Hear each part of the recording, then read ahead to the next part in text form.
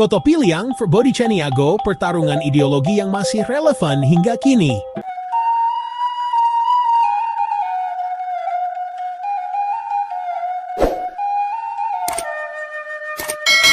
Assalamualaikum warahmatullahi wabarakatuh. Dun sanak Minang dimanapun berada, kembali lagi di Minang Mustika Jaya Channel. Kali ini, kita akan membahas kisah klasik yang tak lekang oleh waktu, perseteruan antara Datuk Perpatih Nan Sabatang dan Datuk Katumanggungan. Dalam sejarah Minangkabau, perseteruan ini bukan sekadar konflik biasa. Ini adalah cerminan dari perbedaan pandangan tentang kekuasaan, nilai-nilai dan seharusnya dijalankan. Dari sinilah lahir dua kelarasan besar, Kotopiliang dan Bodi Caniago. Tambo mengisahkan asal-usul Minangkabau dari Raja Iskandar Zulkarnain.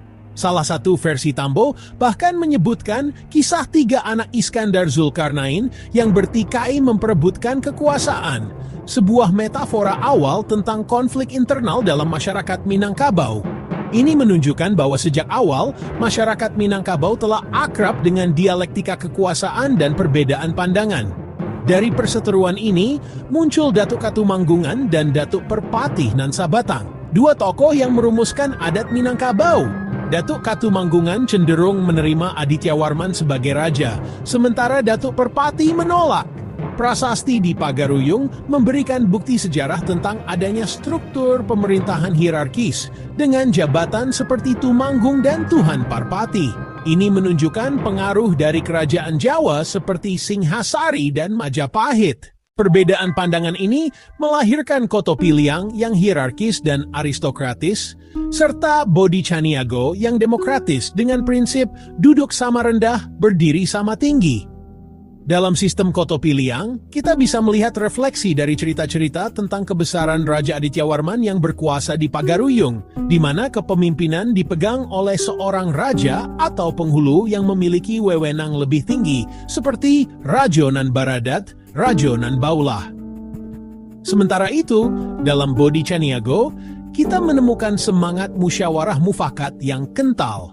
Misalnya, dalam kisah-kisah rakyat, sering digambarkan bagaimana masalah-masalah desa diselesaikan melalui pertemuan di balai adat, di mana setiap ninik mamak, alim ulama, cadiak, pandai, dan bundo kanduang memiliki hak suara yang sama dalam mencapai kesepakatan demi kebaikan bersama.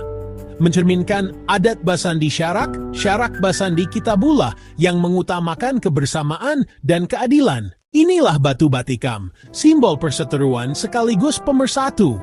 Konon, perseteruan antara Datuk Perpatih Nan Sabatang dan Datuk Katumanggungan memuncak hingga mereka saling batikam atau menikamkan keris ke sebuah batu. Keris Datuk Katumanggungan menembus batu tersebut, sementara keris Datuk Perpatih Nan Sabatang hanya menancap. Peristiwa ini menjadi penanda bahwa meskipun terjadi pertikaian tajam, mereka akhirnya sepakat untuk tidak saling melukai, melainkan membiarkan setiap pandangan memiliki jalannya sendiri. Filosofinya, perbedaan adalah kekuatan. Masyarakat Minang menjunjung tinggi toleransi, mengakui hak setiap orang untuk eksis dan saling melengkapi. Di era modern ini, kita sering lupa akan nilai-nilai luhur dari sejarah dan adat. Konflik Datuk Perpatih dan Katumanggungan mengajarkan kita bahwa perbedaan adalah kekayaan, dan pemimpin sejati harus mampu merangkul pluralitas. Bagaimana kita menghadapi perbedaan pendapat dalam kehidupan sehari-hari? Mampukah kita melihat keindahan dalam perbedaan alih-alih menciptakan perpecahan? Perseteruan ini bukan sekadar cerita masa lalu, tapi dialog abadi tentang nilai-nilai yang terus memperkaya jiwa Minangkabau. Semoga video ini bermanfaat dan menambah wawasan kita tentang sejarah dan budaya Minangkabau. Jangan lupa like, comment, dan subscribe Minang Mustika Jaya Channel untuk konten-konten menarik lainnya. Assalamualaikum warahmatullahi wabarakatuh.